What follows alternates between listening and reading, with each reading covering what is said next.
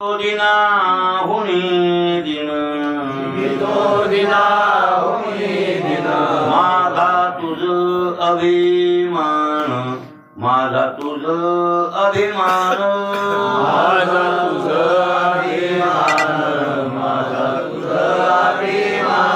मी तो आलो शरणागत माझे करावे स्वहित माझे करावे स्वहित माझे करावे स्वहित माझे करावे स्वहित दीनानाथा कृपाळुवा दीनानाथा कृपाळुवा सांभाळावी आपुल्या नावा सांभाळावी आपुल्या नावा सांभाळावी आपुल्या नावा सांभाळावी आपुल्या नावा आलो शरणागत मी तो आलो शरणागत माझे करावे स्वहित माझे करावे स्वहित माझे करावे स्वहित माझे करावे स्वहित तुका म्हणे आता तुका म्हणे आता भले नवी मोकलिता भले नवी मोकलिता भले नवे मोकलिता भले नवे मोकलिता तो आलो शरणागत मी तो आलो शरणागत माझे करावे स्वहित माझे करावे स्वहित माझे करावे स्वहित माझे करावे स्वहित प्रस्तुत प्राप्त प्रसंगी सेवेसाठी निवडलेला अभंग दररोजच्या पाठातील जगद्गुरु तुकोबांच्या गाथ्यातील जेवढीकरांच्या प्रतिप्रमाणे 314व्या क्रमांकाचा आपला अभंग चालू आहे आणि अभंगातलं तिसरं चरण चालू आहे. काल दुसरं चरण झालं असं गृहीत ठेवू का. मी तो आलो शरणागत माझे करावे सोहित. मी तुम्हाला शरण आलेलो आहे आणि मग माझं सोहित का. स्वहित म्हणजे आत्महित. काय म्हणतात त्याला. आत्महित. आत्महित म्हणजे कोणी असं म्हणतील की आत्मा तर चित्ररूपच आहे. चित्ररूप आत्मा आहे त्याचा आणखीन काही तुम्ही करणार. तसं म्हणजे जे आत्म्याला म्हणजे जीवात्म्या विनाकारण अविद्येचा मळ लागलेला आहे आणि ते अविद्यक मळ त्याचं कार्य आहे ते कोणतं. पापात्मक पुण्यात्मक कर्म आणि वासना हे त्या अविद्येचं कार्य आहे. या कार्यानं ते जीव चैतन्य लिप्त झाले भरून गेले गरुड झाले गरुड. आणि ते गरुड झालेलं जीव चैतन्य किंवा जीवात्मा त्याचं हित झालं पाहिजे. त्याचं हित कशात आहे. आपल्या स्वरूपात जाण्यात येईल. कशात आहे. आपल्या स्वरूपात. त्याचं मूळ स्वरूप आहे ब्रह्मस्वरूप. ब्रह्मस्वरूप आणि त्या ब्रह्मस्वरूपात विलीन होण्यामध्ये त्याचं हित त्याचं कल्याण आहे. कुटकलेला जीव आहे बरं. कुटकलाय तिथून आला परत तिथं जायला पाहिजे तिथं नाही जायला. ते दुसरीकडे सुटकायला भटकंती करायला विषयाच्या आरामामध्ये त्या जीवाची अशी दशा दशा उठलेली आहे आणि अपेक्षा तर दुःखाची सुखाची. कोणाला कोण्या जीवाला सुखाची आहे. सुखासाठीच धडपड धडपड धडपड. हे तुम्हाला वाटतंय का. कोणताही प्राणी या सृष्टीतला कोणताही हर एक प्राणी घ्या प्रत्येक प्राणी सुखासाठी धडपडतो. त्याला पाहिजे ते सुख पाहिजे. हा कळत नाही ते कुठं मिळेल एवढी बाजू नाही राहिली. ते त्याचा मार्ग चुकला असेल पण हेतू मात्र सुखाचा आहे. प्रत्येक मानवाला पैसे कमवायचे. आता एक डोसक्यात येड घातलेले कमवायचं कमवायचं कमवायचं कमवायचं. हे कशासाठी. त्याच्या डोसक्यातच फॅट त्याच्यातून सुख मिळत अशी अपेक्षा असते. विषयातल्या प्राप्तीचे काही पैसे म्हणा पुत्र म्हणा पौत्र म्हणा पत्नी म्हणा ती त्याच्यापासून ती आपला मुलगा पुन्हा नोकरी लागला पुन्हा ते डॉक्टर झाला ते पुन्हा वकील झाला इंजिनियर झाला म्हणजे आपल्याला सुख मिळेल अशा अपेक्षेने माणूस हे करीत राहिला. हे कर्तव्य ते करावे लागतात, पण कर्तव्य बुद्धीनं करणं वेगळं आणि सुखाच्या कल्पनेनं करणं वेगळं. मग ते तर अहो तुम्ही कर्तव्य बुद्धीनं करा, ते सांभाळतील का नाही सांभाळतील ह्याचा विचार करू. पोरायला 4 रुपये कमवून ठेवावे लागतात बाबा, त्या पद्धतीने ते थोडं 2 रुपये कमवा, ती मुलं झाल्यावर मला सांभाळतीलच अशा प्रकारची अपेक्षा किंवा आशा करू नका. अशी आशा करणारे माणसं दुःखी होतात. आत्मसुखाची या गोडिया हा लोका विटे सकळ विषया हो जयाची या इंद्रिया मानून आहे. हो तो तो तो तो साधक आहे ना, तो साधक आहे. पण कशासाठी आपली धडपड आहे? सुखासाठी. मग त्याच्यापासून सुख मिळेल समोरच्या विषयापासून अशी कल्पनाच करू नका. मुलापासून सुख होईल असं वाटलं, पुन्हा मुलं न झाली की मोठे व्हायला टाकतात, तेव्हा जास्त सुख व्हायला लागतं, ऊर फुटायला. बरोबर आहे ना? आणि त्यांच्याकडून अपेक्षा जर नाही केली तर दुःख होण्याचा प्रसंग येत नाही. लक्षात आलं की नाही बोललेलं? कर्तव्य बुद्धीने करायचं, आपण मोकळं व्हायचं आणि आपण आपलं कल्याण करून घ्यायचा विचार करायचा. प्रत्येक वस्क्यात नाहीच मानता येत. मरेपर्यंत माणसं त्याला विसरले, त्या कल्याणाला, आपल्या कल्याणाला विसरले आणि कशात सुख मिळेल ते त्यांना कळायला भांबावले. लोक भांबावल्यामुळं मग आत्मस्वरूपाला ते विसरले आणि जे विसरले तया थोर झाले आणि पसतील खाली चौऱ्यांची.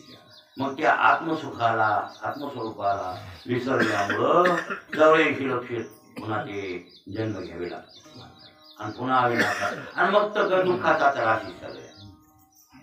काय मनुष्य जन्म जर चुकला, शेवटीला पाळी आहे ना, शेवटीला पाळी एक मनुष्य जन्म आणि चुकल्यावर मग फेरा पडे. याच जन्मी ओळखी करा आत्मारामा, संसार सुगम होऊ नका. काय केलं नाही, ते दुसरा पाठ आहे लोकांचा वेगळा. या अभंगावर दुसरे आणखी पाठ आहे बरं काय, ज्याचा जन्मी घडे देवाचे भजन आणि घरे ज्ञान नाही कोठे. त्याच्या पुढे संसारी असावे असोनी नसावे, भजन करावे वेळोवेळी. बरोबर आहे ना? काय पुन्हा नामा म्हणे, तुका म्हणे काय राहील तिथं नाम देवाचा गाथा आहे. हा पण तसं नाही. याच जन्मी ओळखी करा आत्मारामा, जे सुख आहे ते याच जन्मी ओळखी करा आत्मा, हे बरोबर आहे. याच जन्मी ओळखी करा आत्मारामा, संसार सुगम भोगून. नामदेवाचा ह्या अभंग आहे. आणि काही पाठभेद आहे ते नीट करावे लागतात. हो, हे ऐक्यावर पाठा वेगळा आणि दृष्टीपाठ वेगळं. म्हणजे दृष्टीनं पाहून पाठांतर मुखपाठ केलं ते वेगळं आणि ऐकून मुखपाठ केलं ते वेगळं. मग दृष्टीनं पाहून पुन्हा पाठांतर करणं ते खरं पाठांतर झालं, ते चोला मोडा तुला असा त्यातला. लोकांचं ऐकून जरी पाठ झाला तर आपण गाच्यात बघितलंच पाहिजे जाऊन. बरोबर आहे का? जे म्हणलं म्हणते बरोबर आहे, असं पाठ पाहिजे. म्हणजे याचा अर्थ एवढा हे जन्म आहे, पुन्हा हे जन्म गेला तर पुन्हा नामामने जण मायेत गुंतले, हो शेकी खाती झोले संसार. बस मायेत गुंतले, शेकी खाती झोले. मग संसाराच्या हवा व्यवस्थित करायचं. पुन्हा जन्मा, पुन्हा मरा, मांजर व्हा, कुत्र व्हा, डुकर व्हा. बरं एका जन्मात मांजर झालं म्हणजे मिटलं नाही. हो, कोट्यवधी जन्म मांजर व्हायचं. पुन्हा मांजरच व्हायचं की कोट्यवधी जन्म. उंदीचं कोट्यवधी जन्म उंदी होत. 1 कोटी, एक येऊन कोटी कोटी. कवा मांजर कोटी व्हायचे, कवा मांजर कोटी, तसल्या 84 लाख येऊन आणि कवा हे संपलं बिराड. संपतच नाही आता काही लोकांचे बिराड. पण या कुत्र्या मांजरायचं बसा तिकडं जातो अशी गत होती. माणसं कोटी होते महाराज. हा माणसं कोटी नाही, तेवढीच केला लक्कीच की माहिती. माणूस कोट्यावधी होत नाही. एक बार बघा हे माणूस कोटी झाले या मग बोरच नाही. मग ह्याला पण या जन्मात नाही जमलं तर पुढच्या जन्मात आणखी कमी झापाचे ते नाही. ही लक्कीच स्कीम आहे. महत्वाची बाब थोडकी असते का जास्त असते? भाऊ थोडी असते, थोडी असते. ही महत्वाची आहे ना. मावळता येईल फेरा, हे तो नगडी या नगर. हा तुकामणी रामधरा, हा ओळखी नाही तरी जाल अवघडा. वा खरं किती पाठ टाकला पाठ. मग कोण्या जन्मात करायचे आत्महित? आत्महित कोण्या जन्मात करायचे सांगा ना तुम्ही गणेश महाराज. कोण्या जन्मात आपलं आत्महित करणार तुम्ही? त्या मसळाच्या सोडवाली त्या लेकराच्या उठं ठेवलं त्याच्या जन्मात आला. हा कर्तव्य संपवलं तरी लोक विनाकारण काम धडका आणतात. आणि पुन्हा त्याच्यात आणखी ते विषांत लोक त्यांना भेटतात. ते तसं नसतंय. आपण ह्याच्यावर सोडून लागते महाराज म्हणीत राहते तेव्हा काय बोला आता सांगा. कवर बिका किती बेदारी म्हणतात. किती हाय का हे वय बेदार होण्याचं? हाय का? त्याची माय नाही का गाबड्याची? तुम्ही सांगा. हा आता आमची माय नाही का घरी? मग माझं कर्तव्य बघायचं आमच्या बापाचं काय नंबर आता गेली सोडा. पण आपली बाबी काय गरज आहे? बरोबर आहे. बरं आता आमची बायको त्या पोराची माय नाही का ती? मग तिला ते बघा मी बघू? मी कुठं बघू? मग माझ्या जीवाचं बघू का तेच बघतो? उतार वय नाही गुडघे गेले. त्यांची आई नाही का बघायला? त्यांनी बघू नये त्यांनी असं सोडून द्यावं त्यांच्या पुन्हा करावंच लागत. त्याच्या बापाला करावं लागल. बरोबर आहे की नाही?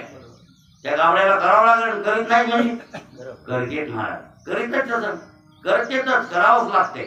हा ते पण ती हाताला सोडून घेतं ना अंगावर. हाताला सोडून घेतो.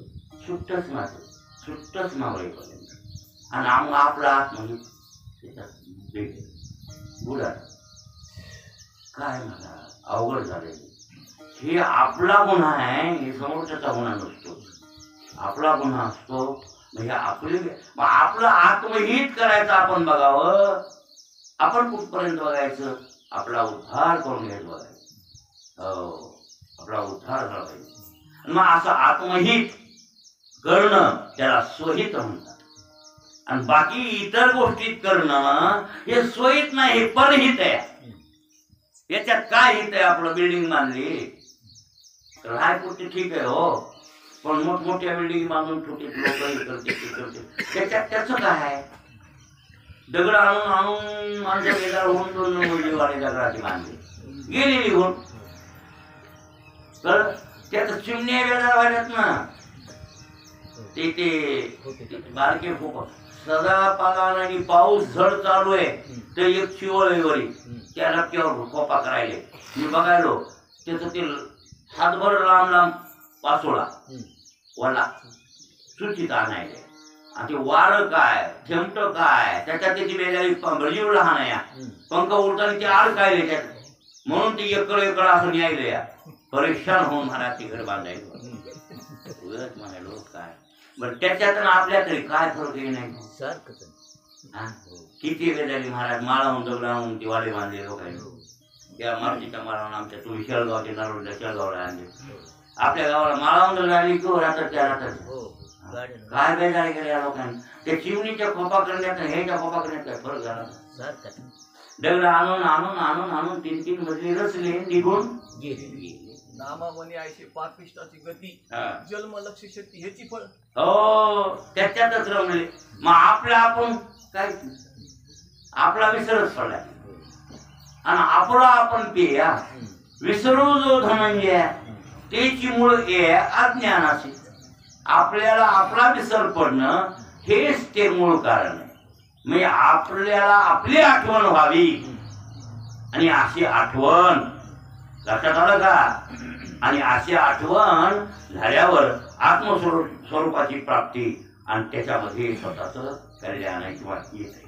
अशा प्रकारचं हित व्हावं आणि मुक्त व्हावं अशी तुकोबारायांची अपेक्षा आहे. आणि ती देवाकडे लावली. देवा माझे करावे सोयी मी तो आलो शरणागत.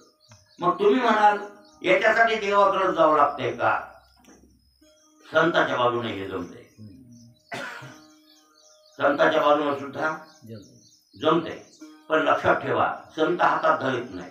मग संत हे म्हणले हातात तो का म्हणे तुम्ही निरविल्या वय मग माझं हरी उपेक्षण असं बी आहे.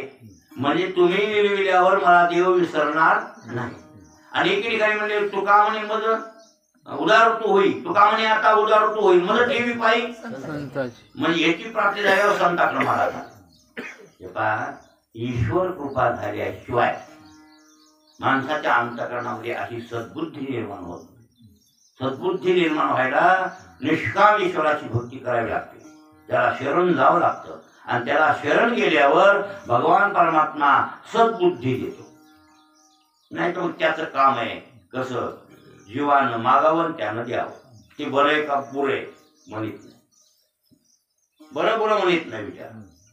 हे बरं हे बरं असं नाही. आता उदाहरणार्थ एखादा जीव काही मागू लागला अहो शत्रूचा नाश करायला मागू द्या देतो. कशाबद्दल शत्रूचा नाश करणार काय महाराज काय त्या द्रुपदराजाच्या पोरानं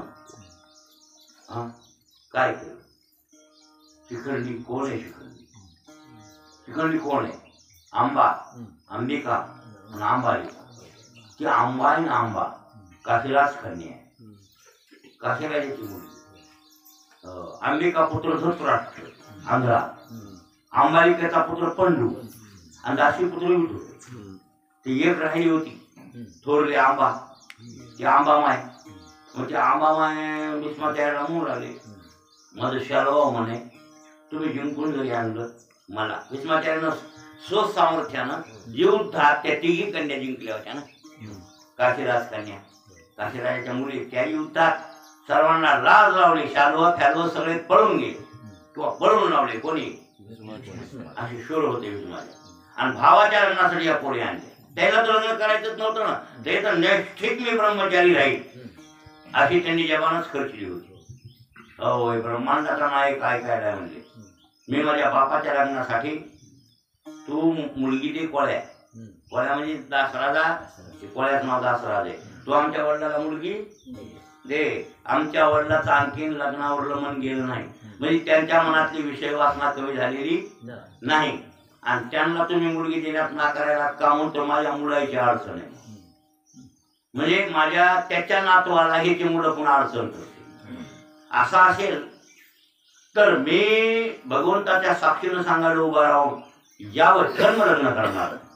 आणि लग्नच नाही केले तर मला मुलं होणार नाही. आणि मुलं नाही झाले तर माझ्या मुलाचा प्रतिबंध तुमच्या नातवाला येणार नाही. आता काय घोडे का मला धुरंधर कोळी आहे. मोठा लांब विचार करणारा कोळी होता ते. पण त्याच्या डोळ्याला पाणी आलं. या तरुण युवराजानं आपल्या वैश्विक सुखाची राख रांगोळ केली. वैश्विक सुख आहे का त्याची काय केली आहे ना राख रांगोळ केली. नाशी जवान खर्चिली बरं काय म्हणून देव लोकांनी एवढी फुलाची गोष्टी केली. त्याचं नाव काय होतं देवव्रत गंगापुत्र असे नाव आहे त्याला. वरून फुलाची गोष्टी केली आणि ते देव लोक म्हणले हे भीष्म नाव पुन्हा बदललं का. भीष्म म्हणजे भयंकर प्रतिज्ञा करणार. भीष्म नाव आहे ना हे पदवी एक प्रकारची वागण्यामुळे ते भीष्म नाव आले. वास्तविक देवव्रत गंगापुत्र हे दोन त्याचे नाव आहे. गंगेचा मुलगा गंगापुत्र आणि देवव्रत ठेवलेलं नाव आहे किंवा देवाच्या व्रतात राहायला म्हणून देवव्रत नाव पुण्यात आलं. चांगला वागणारा होता ठीक आहे. पण भयंकर प्रतिज्ञा केली म्हणून काय नाव काय काय पडलं भीष्म. असं भीष्म नाव पडलं त्यांना. आणि मग असे भीष्माचार्यांनी अशी प्रतिज्ञा केली मी अजन्म ब्रह्मचारी राहील. आणि मग अजन्म ब्रह्मचारी राहणारा माणूस आहे. मग त्या काशीराजाच्या मुली युद्धात कशाला जिंकाव्या असं कोणाला वाटेल. असं वाटू देऊ नका. त्यांना ते त्यांनी म्हणले होते मी गादीचा सेवक म्हणून काम करीन.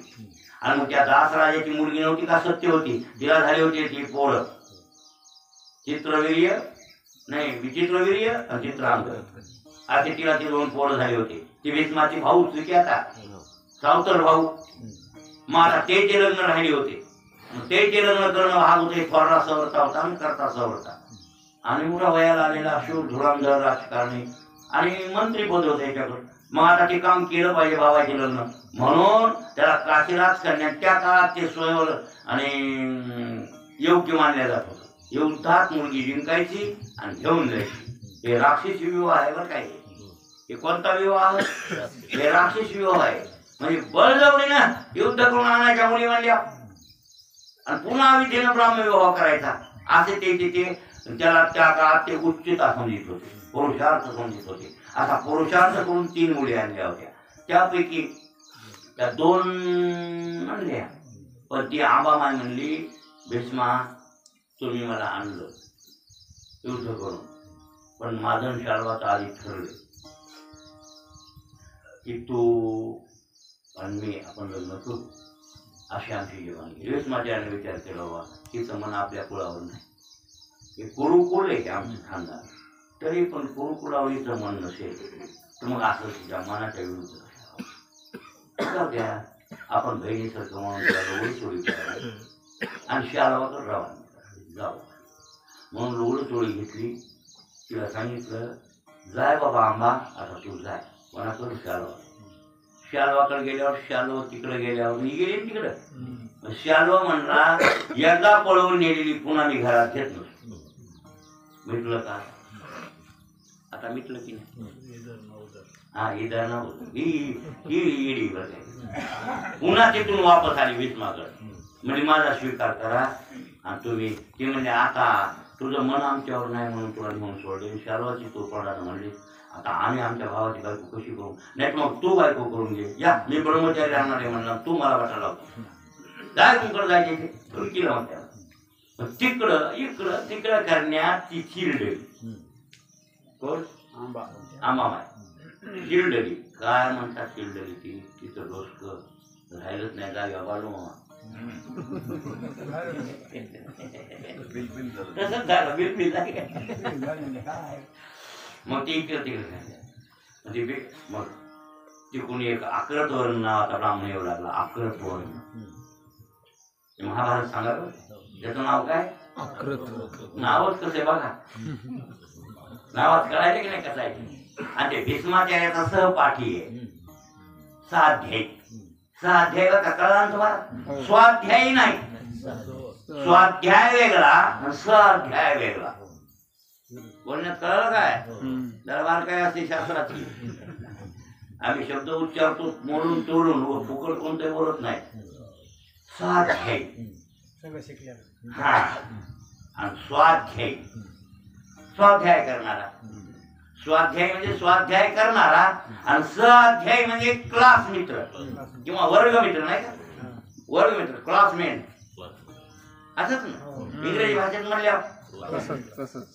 काय क्लास म्हणजे बरोबर आहे. मेन म्हणजे माणूस ना, क्लासमेट. मेन क्लासमेट म्हणजे माणूस, आपला वर्ग. आणि ते या आपल्या मराठी भाषा संस्कृत भाषेमध्ये वर्ग मित्र. संस्कृत भाषेत त्याला काय म्हणायचं? वर्ग मित्र. आता ते वर्ग मित्र ते भीष्माचार्याचा, पण भीष्माचार्याचं पुढे गेलेलं त्याला खपत नव्हतं त्या बामणाला. ते बामण होत आणि बामण लईच मधल्या गाठी त्यातले करून लईच म्हणा. कोणी पुढे जावलेलं आपल्या पुढे त्याला खपतच नाही. ते पोटातच काळ ढोळ होते ते कोणाच्या कपड बुद्धी तशी नसावी बुद्धी पण असते काही काही लोकांना. त्या आक्रत वर्णाच्या भीष्माचार्यात खपत नव्हतं. शिकाय होते त्या परशुरामाकडे तवाची गोष्ट आहे. मग तेनं भेटला त्याच्या बाईला, त्यांना कुठचारी सांगे. त्याला माहित होतं हे सगळं खेळ झाला. ती म्हणजे काय सांगावं म्हणजे असं तुझ्या जीवनाची राग केली मला त्या भीष्मा. तुझ्या जीवनाची राग. त्या भीष्माला जर दमवायचं असेल, हा तू काय कर, मला तूच करून घे म्हण, माझ्याशी तू लग्न कर असं म्हण. ते म्हणली ऐका नाही म्हणली. ती म्हणायला की जाय कुंगळ जायचे, माझा स्वीकार नाही करून घेत ना. तुझ्या जीवनाचा सत्यानाश केला म्हणले. त्यानं तुझा म्हणजे परशुरामाकर. आमचे गुरु परशुराम, ते आमचा साथ हे म्हणजे आमचे गुरु परशुराम आहे. त्यांना सांग हे घरानं, आणि ते सांगितलं बिलकुल ऐकते म्हणले. कोण? परशुराम ऐकते. गेली ते कोणाचं? परशुरामाच्या पायात. काळेच म्हणले, बघ तू मी कसे राज करणार, माझं नाव आंबा आहे. अशी मागची सगळी कहाणी सांगितली. म्हणजे भीष्मा माझ्या जीवनाचं वाटोळं केलं. तुमचा शिष्य भीष्मा, त्याला सांगा आणि माझं लग्न करून घ्या म्हणा. परशुरामांना आश्वासन दिलं, घेऊ नको म्हणले. ते ब्रह्मचारी आहे काय म्हणलाय तरी मी त्याला लग्न करायला लावतो. तुझं वाटोळं व्हायला जीवनात, तुझ्याशी लग्न करायला लावतो, चल माझ्यासोबत. त्याने आश्रय दिला आणि त्या पोरीला घेऊन हस्तिनापूरला आल्यावर लगेच इकडं शेव पाठवला जाय भीष्माला म्हणा तुझे गुरु परशुराम आणि धनुर्विद्येचा गुरु वगैरे काय आली परशुराम बाहेर येईल म्हणा परशुरामाला काय आपले गुरु आले धनुर्विद्येचे परशुराम मग त्यांना आणायला जायचं म्हणजे बँडवाले टाळ घोळ मृदंग दिंडी आणि मग सद्गुरूला आणायचे महाराज मोठ्या थाटामाटानं आणायला गेला कोण मोठ्या थाटाने सत्कार करून त्यांना आणायचे गेले भेटायला गावाच्या बाहेर भेटले हे वाद्य वाजायले ते पाया पडले भीष्माचार्य महाराज बरं झाला आले माझ्या घरला चांगली गोष्ट ते म्हणजे आलो भीष्मा पण का आलोस असा विचार केलाच जातो ती दिसली ना आंबा माय माझा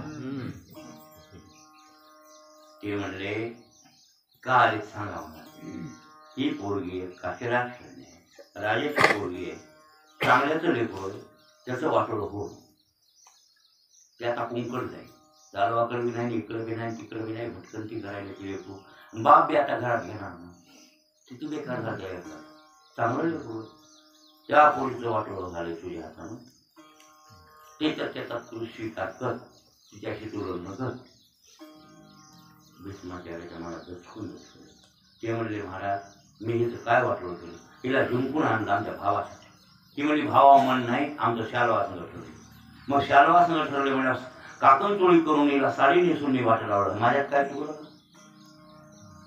आणि पुन्हा शालवान नाही ठेवून घेतलं पुन्हा इकडं परत येईल जमतं का असं परत परत परत परत बरोबर आहे असं असल्यामुळं आम्ही हिचा स्वीकार केला नाही ते म्हणजे ती मागलचं झालं गेलं पार पडलं आता तू स्वीकार कर नाही महाराज मी माझ्या वडिलाच्या लग्नासाठी अजन्म ब्रह्मचर्य राहण्याची प्रतिज्ञा केली तुम्हाला माहिती आहे जगाला माहिती आहे देवाला माहिती आहे सगळ्या दुनियाला माहिती आहे मी अजन्म ब्रह्मचर्य आहे म्हणून भीष्मा तुम्हाला शिष्य आहे आणि शिष्यानं गुरुचं ऐकावं लागतं ते म्हणजे काही बी ऐकावं का ऐकायचे ते ऐकतो तुम्ही काही बी सांगायचे जीव दे म्हणा ऐकतो प्राण त्याग कर म्हणा मी ऐकतो पण मी हिच्या सगळं लग्न का ब्रह्मचर्य राहणार आहे लग्न करायला करू मी नाही ते म्हणजे युद्ध कर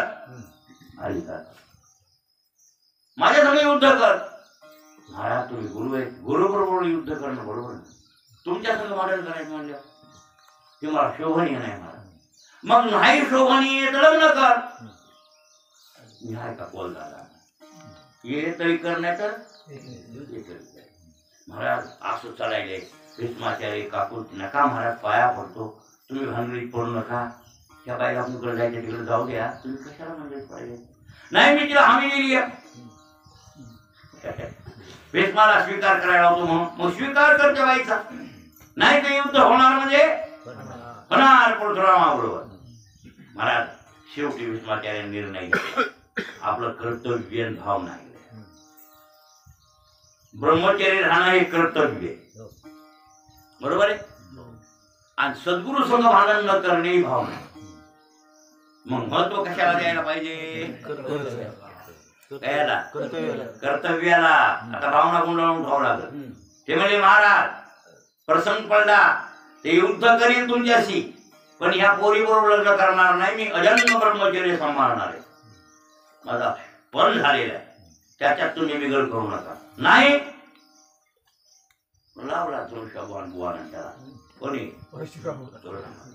परशुरामजीने धनुष्य उचललं हातात तांदळी ओळली भीष्मा त्या परशुरामानं हातात धनुष्य धरलंय आणि बाण सोडला नाही तोपर्यंत त्याचा विचार कर पृथ्वी निक्षेत्री करणारा भीष्म आहे आपले परशुराम आहे समजून घे बडे बडे राजे घेऊन पळून गेले त्या काळात हा सगळे खतम करून टाकले तुला माहित आहे माझी कीर्ती याद राख भीष्माचार्य कातोरे महाराज त्या काळात माझ्यासारखा क्षत्रिय जन्माला आला नव्हता म्हणून तुम्ही ते क्षत्रिय मारले ते आता जमणार नाही तुम्ही मला भेडवायचं नाही सोडा बाण सोडला बाण मी हे नाही पहिला बाण सोडला आणि बाणाला सांगितलं गुरुवंदना करून ये म्हणजे धनुर्विद्या कोणाकडून शिकली त्या बाप मग पहिली वंदना झाली पाहिजे आपल्या नियमाप्रमाणे त्या बाणानं वंदना केली दुसरा बाण लावला भीष्माचार्यानं. मग काय युद्ध महाराज 1-2 दिवस कशा झाले, काय अस्त्र वापरू लागले, ही बी ती बी. बाबा बाबा बाबा, ते अस्त्राचं आता किती नावं सांगावी तुम्हाला. भलती अस्त्र मोठे, त्याच्याकडे सगळे अस्त्र होते ना कोण्या परशुरामाकडे सगळे अस्त्र, पर्जन्यास्त्र, पर्वतास्त्र, अमुकास्त्र, इसुचिकास्त्र, बक्कळ ते अस्त्र त्याच्याकडे होते. नाना प्रकारचे अस्त्र नवे नवे वापरू लागले परशुराम. आणि तितक्या अस्त्राचं छेदन करू लागले कोण, हेला वाटते मला विजय मिळाला, त्याला वाटते मला विजय मिळाला. कधी चक्कर भीष्माला येऊ लागली गिरकी, आणि कधी परशुरामाला येऊ लागली. दोघांच्या अंगावर रक्तच रक्त झाले, पण मागे सरकत नाहीत कोणी. 21 दिवस झाले नाही भाऊ. तणावाला तणाव दुनियाला, आणि युद्धात 2च वीर आहे. सैनिक नाहीत, कोणी नाही, 2च वीर आहे. तणावाला आहे. सगळे महाराजे चकित बघू लागले, काय आता करावं. दोन्ही सारखेच येतात, ह्याला काय करावं. परशुरामाला ह्याला ह्याच्यावर विजय मिळवला पाहिजे अशी शर्यत होती. पण भीष्माचार्य म्हणले, जमत नाही महाराज, तुम्ही माझ्या विजय कदापि मिळवू शकत, त्या भीष्मावर विजय मिळवू शकत नाही तुम्ही. भीष्माचार्य त्याला पाळू लागले. हो अरे ते युद्ध आहे म्हणा. तेवढ्यात हे आलो व्हायचं कळावे बोल नारायण नारायण नारायण विनायक म्हणून आपली शिडीवर करून त्याला हौस असते. ते युद्ध बघितलं, काय युद्ध, भूतम न भविष्यती. 2च वीराचं युद्ध व्हायला मी कमाल करतो. वा वा वा, काय युद्ध आहे, काय युद्ध आहे. आणि परशुरामा कानात जाऊन म्हणला, खेतल्याच्या पोराला शिकविणं गुन्हा आहे.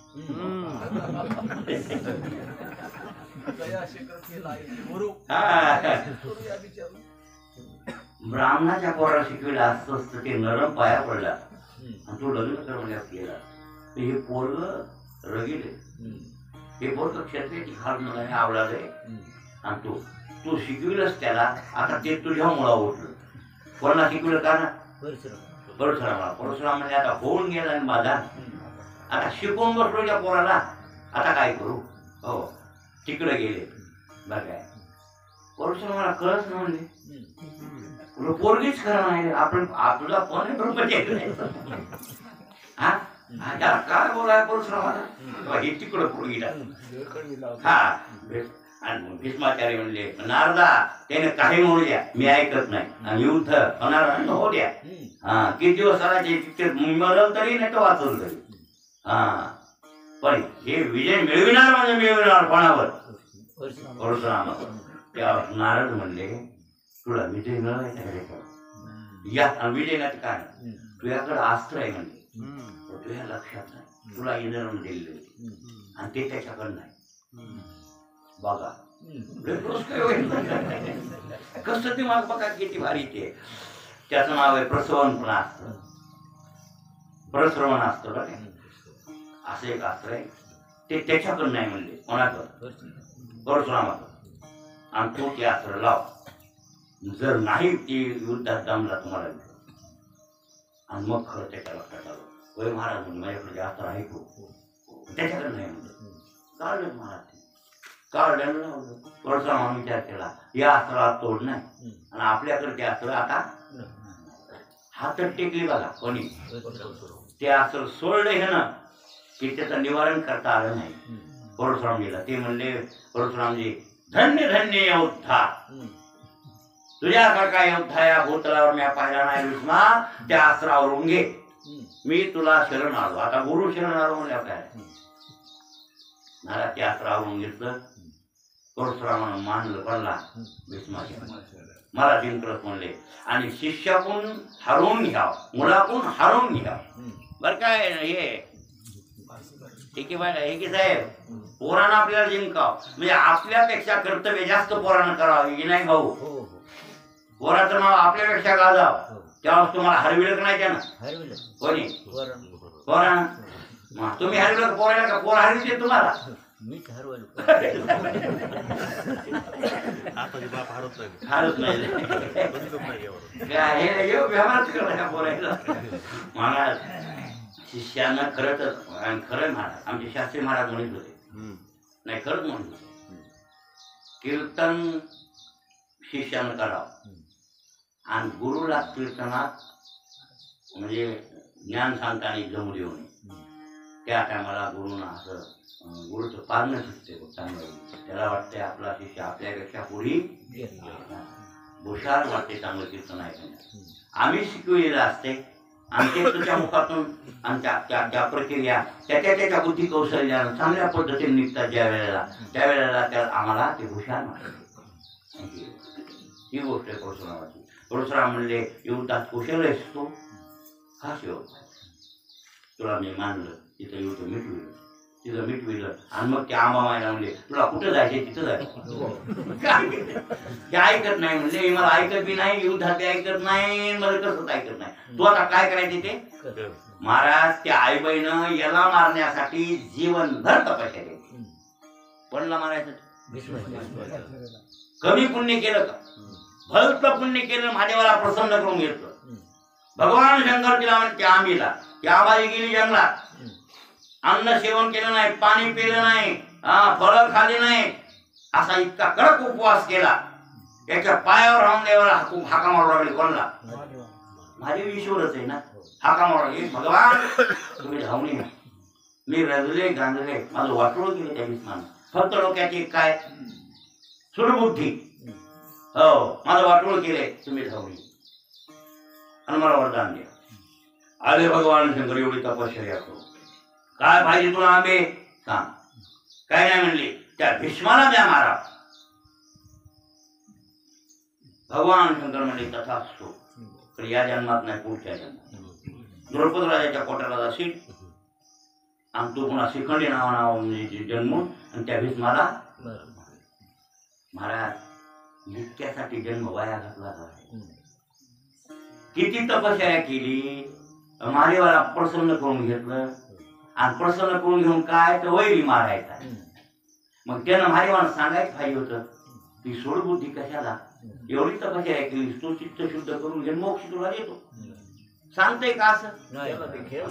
करूया खेळच करायचा. हा त्याला काहीच नाही. तुम्ही येडे जसे मागताल भास्कर, तुला काय भाई भास्कर बिस्कुट नाही मुरकुट येत मुरकुला तर रमलंय येड. काय ठरवलंय काय पाहिजे? 2 वाडे 2 पोरायला इतकं बांधायचे तू त्याला, म्हणून तुला जर पाहिजे 2 वाडे जाऊन बांधते. आणि दिवशी गेले भास्कर पाटील चौघाच्या गाड्या. दादाचे पुण्य म्हणते ना पोरं. बोर्डावले बराचे पुण्य नवनाथ महाराज, तुम्हाला काय पाहिजे? त्याला मुरकुट पाहिजे, तुम्हाला काय डबल रोटी. ईश्वराला काही मागा देत आहे, पण मला वाटते शिकवित आहे का किंवा हे बरोबर नाही, तू हे कशाला मागतो. एवढी तपस्या ध्रुवबाळाला शिकविले नाही. हा फलात चुकले लोक आहे. ध्रुवबाळ, उपमन्यू, विभीषण साधनेत बरोबर आहे, पण फलात चुकली की नाही. उपमन्यूने तपश्चर्या कमी केली का? अनेक एक उपमन्यू, अनेक उपमन्यू एक बाळ दाखवते. न देखावे न चलवे, जना चालता वाटे, घातली लोळ निघा हरिनाम बो भाटे, आणि पावला त्या कारणे धाव घातली नेते. बरोबर आहे ना? कमी केलं का जीव वाटविला ते ना उपमन्यू. काय तर दूध आणि ते बी इमानदार. तुम्हाला बैमानातला इमानदार देव कसा बैमानातला इमानदार काय. मग त्या पोराला शिकवाय पाहिजे होते बामणाचं मुलगे कळले झाले तू काय येड्या काय मागून मागाय दूध मागायला गेला. जाऊ दे, दूध नाही काहीच नको, त्याच्या वेगळी स्थिती आहे ती ब्रह्मरस माग ते देतो तुला. ते असं म्हणायचं सोडून दिलं. ते म्हणले एवढं वाटी म्हणून कवर पुरण दुधाच्या समुद्रावर नेऊन बसवितो बसवितो. आणि किती पेल माणूस हाय. आंघोळ करायचं दूध आहे हो, पण पचलं पाहिजे की. आता आईचं आम्हाला दूध असं माग काय कमी का? पीत नाही हो, कमी का दूध? किती दूध आहे भाऊ नाही नसल्यावर असा वाटते हो. इथं कमी कुठे आहे, पण त्याची कठाळा येतो की नाही. काय गुण आहे की एक विषय जास्त भोगल्यावर ते विषय नवा असा वाटतो. रोज रोज दूध खाल्लं की पुन्हा चटणी भाकर खा वाटते. बरोबर आहे नाही? असं आहे की नाही? रोज रोज चपात्या वरण जर खाल्लं तर पुन्हा आणखीन बदलून खा वाटते. रोज पोळ्या आपल्या पूर्णाच्या जमत्यात का नाही? बरोबर आहे की नाही? तेवढं शेती. मग दूध काय काय समुद्राला बसून का दूध पीत बसलं का करून आणि एवढी तमाशा गेली नाही फुकट. मग ह्याला शिकवायला पाहिजे नव्हतं का? कोणी देवानं. मग ह्या आंबा मायला शिकवायला होतं का कामाचं? काय काय बरं जाऊ द्या. उपमन्यूचं ध्रुव बाळांतरी पद कमविले, हिनं काय कमविलं?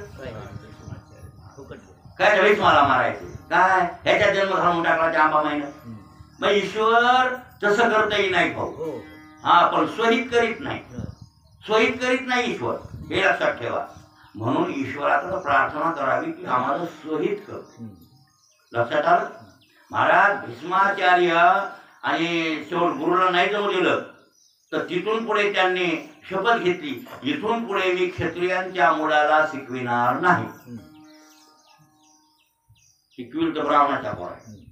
क्षत्रियाची पोरं मोठी शूर असतात आणि त्या शूरत्वानं मला ऐकत ते मग असे बोकाळ केले.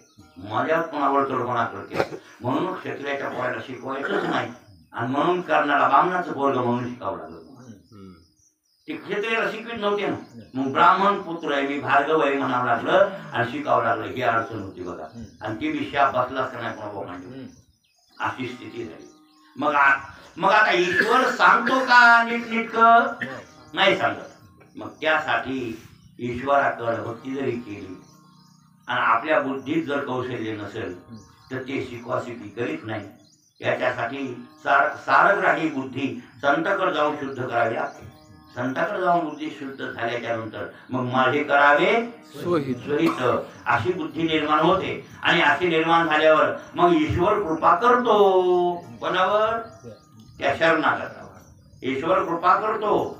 आणि ईश्वर कृपा करून मग आत्मबुद्धीसाठी मग आता सद्गुरू स्वतः होईल, नाही तर कोण्या तरी गुरुकडे आपल्याला भेट पाठवील. तुकाराम महाराज आपणच देव होय गुरु.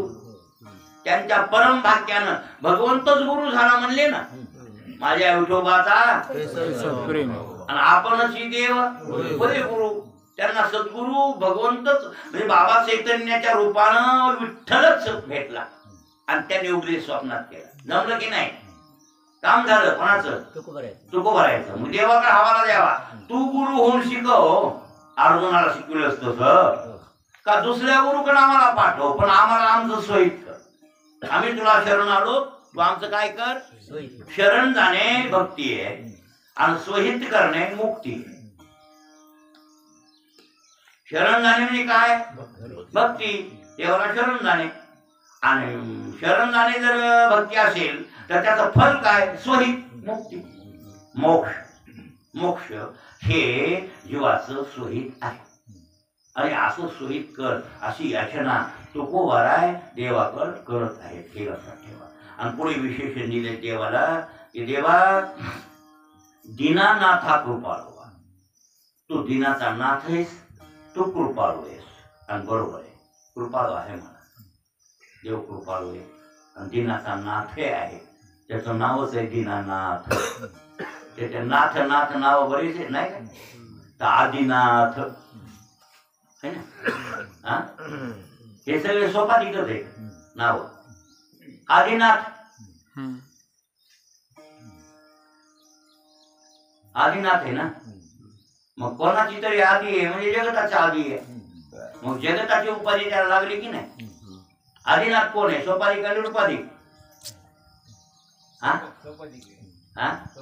सोपाधिक आहे.